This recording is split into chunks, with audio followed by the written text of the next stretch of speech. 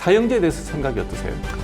사적 사형제도- 복수를 챙겨다가 쓴 증거인데 그러니까 우리도 그런 법을 왜 안 만드냐고 20대 국회 때 뭐 했냐고 물어보는데 딱 일이 안 끝났으니까 일을 좀 더 하셔야 되겠네. 죄송합니다.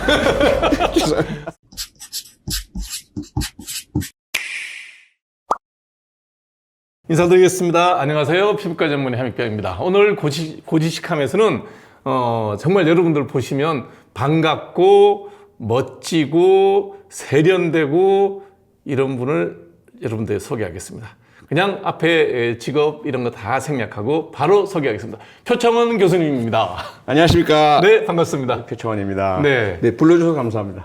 오늘은 소설가 표창원으로 모셨습니다. 그냥 흔히 말하는 탐정소설, 탐정 추리소설, 스릴러 이런 개념은 아니에요. 거기에 언급되는 사건들이 실제 신문에 보도 안 된 얘기들이 많잖아요. 네. 본인은 경험을 직접 하신 게 있나요?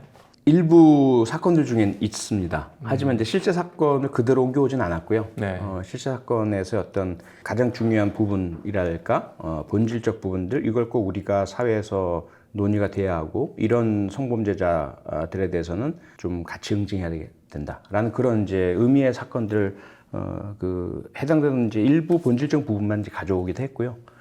정치 현장에서 벌어지는 일들, 또 경찰 조직 내에서 벌어지는 일들, 제가 겪었던 일들을 좀 추상화처럼 이렇게 좀 변형시켜서 그 본질적인 부분만 이제 가져와서 표현한 것들이 있죠.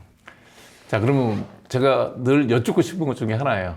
사형이 우리나라 실질적으로 사형 폐지국으로 분류가 돼 있지만, 네.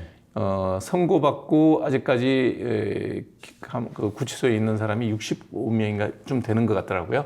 자연 감소가 돼서 지금 60명 네, 그 정도 정도 된 것 같은데 사형제에 대해서 생각이 어떠세요? 사적 사형제도- 복수를 챙겨다가 쓴 증거인데 예? 사적 복수를 쓰시는 분인데 사형제에 대해서 어떻게 생각하세요? 사형제도 공식적인 답변은 종신형, 가석방 없는 종신형으로 변경돼야 된다라는 게 제 경찰학자 또 범죄 관련 학자로서의 공식적인 제 입장이고요. 예. 제가 만일에 대통령이 되면 행정명령 1호는 사형 집행입니다. 내가 김영삼 대통령에 대한 부정적인 평가가 되게 많잖아요. 그분이 퇴임 직전에 기독교 장로시기도 하지만 사형 집행을 사인을 했어요. 마지막 사형 집행하셨죠. 네. 네. 그래서 저는 그 점에 대해서는 김영삼 대통령이 대통령으로서의 책무를 다했다. 무거운 일이잖아요. 누군가를 죽여야 된다는 사람이 사람을 죽인다는 것에서 행정명령이 사인하는 거지만 손 들리지 않았을까요? 당연하죠. 인간으로선. 네. 그렇지만 그걸 해야 된다는 사회적 책무가 그 사람한테 있는 거 아니에요? 네. 그러니까 저는 존중합니다. 그리고 사형을 집행하자 또는 사형제도가 필요하다 얼마든지 할 수 있는 주장이고 존중받아야 할 주장이라고 생각을 해요. 반대로 사형제 폐지하자, 사형제를 가석방 없는 종신형으로 바꾸자 당연하다고 생각하고요. 다만 그걸 주장하면 스스로가 할 수 있을 때 해야죠. 그런데 양쪽 모두 안 해요. 그러니까 전 모두가 비겁하다고 생각해요. 제 얘기가 그 얘기예요. 다 비겁하다는 건 법을 바꾸자 그랬을 때 국민 여론조사에 보면 70% 80%가 사형제 찬성하는데 맞아요. 그럼 민주주의 국가에서 그것도 안 하고 예. 그리고 어디 도대체가 하기 싫은 일은 다 안 하는 거야. 손에 지저분하고 피 묻히는 일은 아무도 안 한다는 거야. 그렇죠. 예. 나는 그게 그 자리에 있는 사람들은 나는 비겁한 사람이라고 생각해. 그걸 할 수 없으면 그 자리 가지를 말아야죠. 그러니까 저는 절대적으로 무엇이 옳다, 절대적으로 무엇이 나쁘다가 아니라 본인이 옳다고 느껴서 그렇게 주장을 했으면 실천을 해야죠. 그 사형제를 떠나서 지금 현재 살아있는 그 한 60여 명의 사형에 집행을 하는 거에 대해서 어떻게 생각하세요? 그러니까 그들 자체도 그 희생양인 거죠.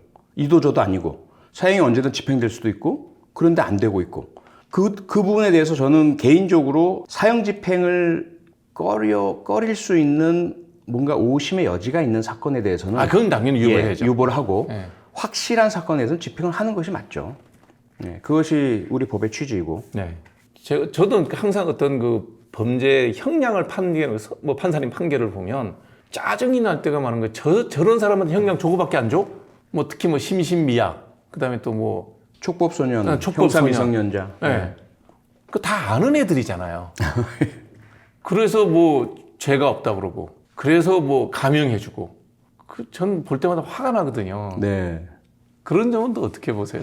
단순하지만은 않다고 저는 생각을 합니다. 왜냐하면 심신미약이란 것도 실제로 받아들여지는 경우는 거의 없어요. 자기들의 주장만 할 뿐이죠. 그런데 그렇다고 해서 형법 제10조가 이제 해당되는 그 책임성에 대한 부분인데 그 부분을 없애도 될까? 그러면 어떤 문제가 생기냐면 그동안 우리 사회에서 발생했던 사건 중에 아주 오랜 동안 가정폭력 피해 네. 입던 피해자, 또 아동학대 피해에 시달리던 피해자가 순간적으로 가해자에게 공격을 해서 가해자가 사망한 사건들이 있었습니다. 또는 또 어떤 사건이 있었냐면 장애가 있는 이제 아내인데 휠체어를 타야 되고 거동이 불편한데 이 남편이란 작자가 10여 년 동안 자기가 기분 나쁘면 움직이지 못하니까 담뱃불로 다 지지고 뭐 온갖 고문을 당했어요. 이 신체 다 남아 있어요. 그러던 어느 날 만취가 돼서 쓰러져 있는 남편을 이 부인이 살해했던 사건이 있었어요.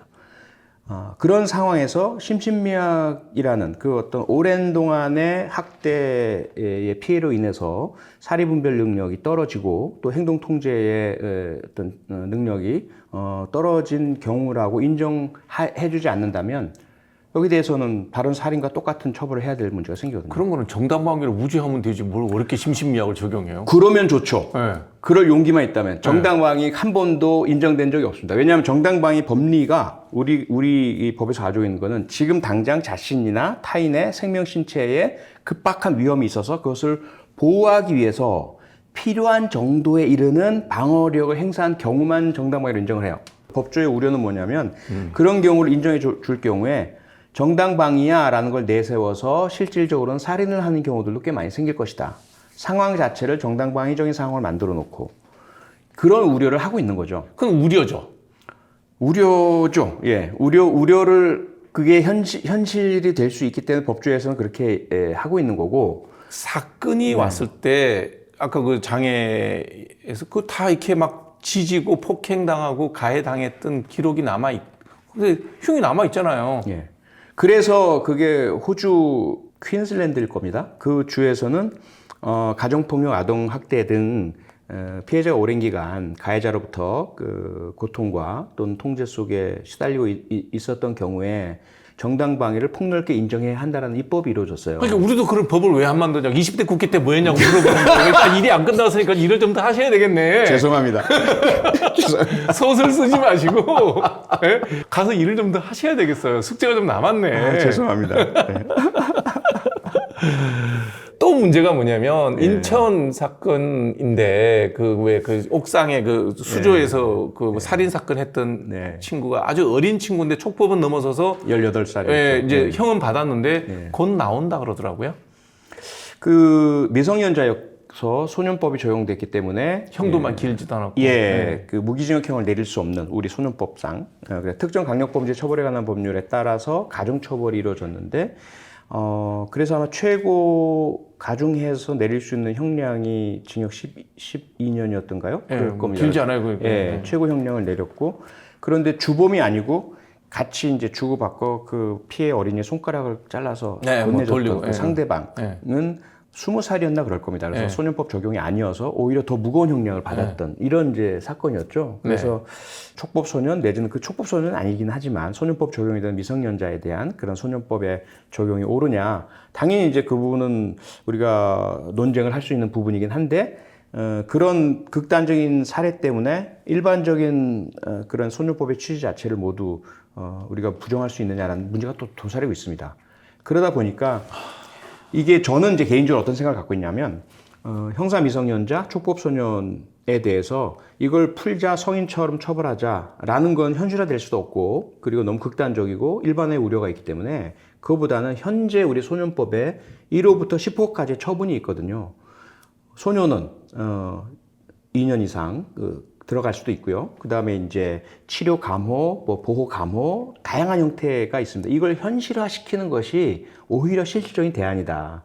또는 미국에서 지금 하고 있는 것 중에 하나가 뭐냐면 미성년자라서 형사처벌을 못할 경우에 그의 부모에게 책임을 지는 입법이 되어 있어요. 그래서 실제로 이 범죄에 대해서 누군가 책임을 지고 범죄를 저지른 자가 잘못했다는 걸 느끼고 반성하고 더 중요한 것이 뭐냐면 피해자에게 피해에 대한 보상이 이루어지고 그렇죠. 그리고 재범이 이루어지지 않아야 되지 않습니까? 그렇죠. 그런데 만약에 처벌만 했을 경우에 그때는 시원하지만 그 처벌받은 놈이 나 이제 인생 망가졌어 막 갈 거야? 더 심한 범죄를 저질러서 누군가가 그 피해자가 된다면 그건 그 피해자에게 우리가 또 부담을 지고 책임을 그게 지거든요. 또 기억나는 게 저도 이렇게 신문을 보지 말아야 되는 거예요. 수락산에서 네. 살인을 저지르고 나와서 출소하고 그러니까 뭐 십몇 년밖에 안 살았더라고요. 네. 그러고 나와서 출소하자마자 수락산 아침에 어떤 그 아주머니가 등산 가는 길에서 맞아요. 예. 그 살해를 당했어요. 네. 아무런 개인적인 원한도 없이. 맞습니다. 이 사람은 살인을 아주 그냥 취미생활하듯이 하는 사람인 거예요. 예. 그래서 저는 이 1심 판결이 잘못돼서 사형을 저지른 사람을 살려놨기 때문에 정부에서 아니면 우리나라 사법부에서 살인을 방조한 거랑 똑같다. 난 그런 느낌이 드는 게 이상한가요? 아니요, 저는 전적으로 동의 공감합니다. 저도 그런 느낌을 받았고 그런 네. 주장을 해왔었어요. 네. 그래서 그걸 우리가 모든 범죄에 대해서 강하게 처벌하자라고 하면 현실성도 없지만 효과가 없습니다.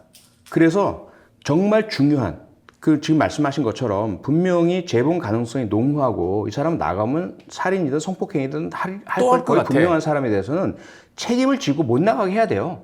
사형이건 무기징역 종신형이건 아니면 미국에서는 그런 경우에 시빌 커미트먼트라고 해서 별도로 이 사람의 재범 가능성에 대한 우리나라의 보안처분처럼 재범 우려가 없어졌다고 전문의가 책임지고 진단할 때까지 강제로 정신병원 입원시키는 조치가 있어요. 아니, 그 다른 나라는 예. 그런 식으로 피해자나 그다음에 또 잠재적 피해자를 막기 위한 여러 가지 장치를 하는데 우리나라 국회는 뭐 하냐는 거예요. 실제로 필요한 법을 발의했을 경우에 그렇게 발의된 법이 해당 상임위에 소위를 통과할 가능성이 무척 낮습니다. 왜 그래요? 상대방 당이 낸 그 법안에 대해서 우선은 무조건적으로 반대하는 분위기가 형성돼 있고요. 그러니까 그걸 공동 발의하면 되잖아요. 공동 발의하면 되죠. 이러한 현재 구조가 개선되지 않는 한 정당의 구조 개편 없이는 불가능하군요. 그렇죠.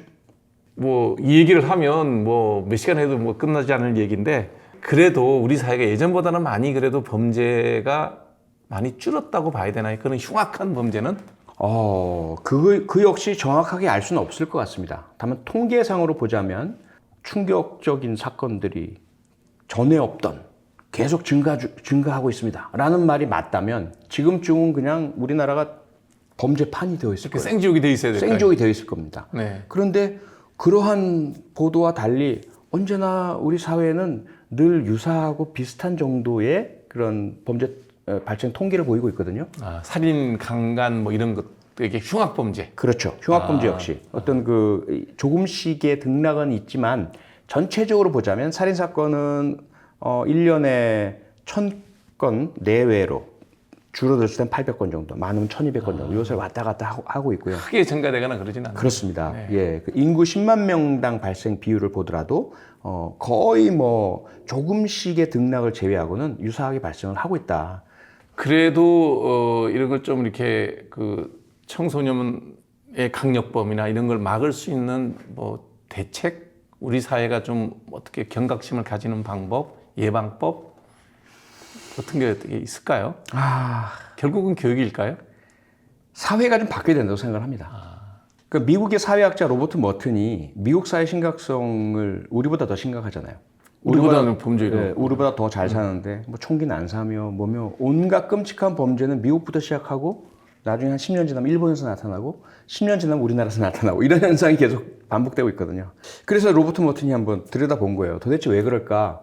세상에서 제일 부자 나라요. 모든 것들이 풍요하고 잘 사는 나라인데 왜 살인 사건이며 그런 갈등이 증폭되고 이혼율도 높고 그럴까?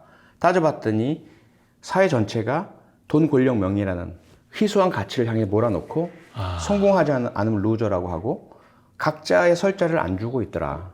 그것이 결국은 인간은 적응의 동물인데 그런 사회 내에서 각자가 자기 나름대로 적응을 하게 되고 적응을 하는 와중에 그런 반사회적 적응을 하는 자들이 나타나고 아니면 완전히 모든 것들을 포기한 그게 이제 신림역 사건의 조선. 그렇죠. 예, 분당소년역 최원정 도망 안 가잖아요. 네. 증거인멸 안 해요. 네. 자기 그냥 인생 끝이라고 생각하고 터뜨리는 거거든요. 인생을 포기한 자들이죠. 사회적 분노를 그렇게 표출한 거라고 그렇죠. 봐야 돼요. 그리고 자기 생은 이제 없는 거죠. 그 이후에는. 그런 사람들이 나타나게 만든다라는 거거든요. 그러면 이제 눈앞에 보이는 해결책, 예방책 당장 막을 거 교육도 강화하고 처벌도 강화하고 보호 관찰, 범죄 저지른 자들에 대한 교화 개선 이런 것들을 하는 건 당연하겠지만 근본적으로 보자면 그러한 범죄가 없을 수는 없겠지만 막 나가고 잔혹하고 아무나 마음대로 살해하겠다라는 그런 의지와 분노를 가진 사람들은 나오지 않게끔 우리 사회가 해야 되지 않을까. 그렇게 하려면 좀 더 우리가 포용적인 사회가 돼야 하고 어린 시절에도 가정 내에서도 좀 그렇죠? 가정의 품 안에서 인성을 배우고 향상할 수 있는 그런 분위기를 만들어주고 그렇지 못한 가정이 있을 때 우리 사회가 복지적인 개입을 하고 부모가 제 역할을 할 수 있도록 도와주고 그러한 노력들이 베이스에 깔리고 그럼에도 불구하고 스스로가 남을 해치는 범죄를 저지를 때는 엄벌을 하고 이렇게 돼야 예방이 되지 엄벌만 해가지고는 안 된단 말이에요.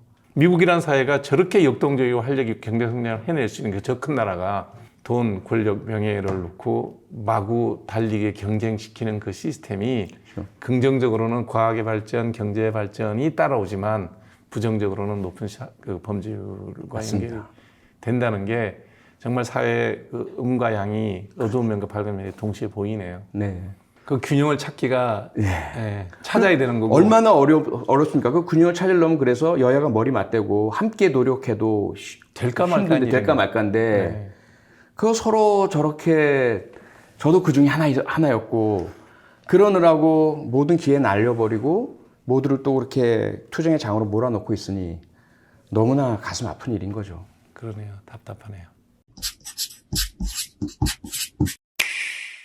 영화 많이 보시고 드라마도 많이 보시죠? 네. 형사 얘기가 꽤 많이 나와요. 네. 예. 가장 형사를 그러니까 직접 생활해 봤으니까 네. 리얼리티가 가장 있는 영화는 어떤 영화였던가요? 리얼리티만 얘기하자면 사실은 이제 지금 말고 과거 형사의 리얼리티 살인의 추억이죠.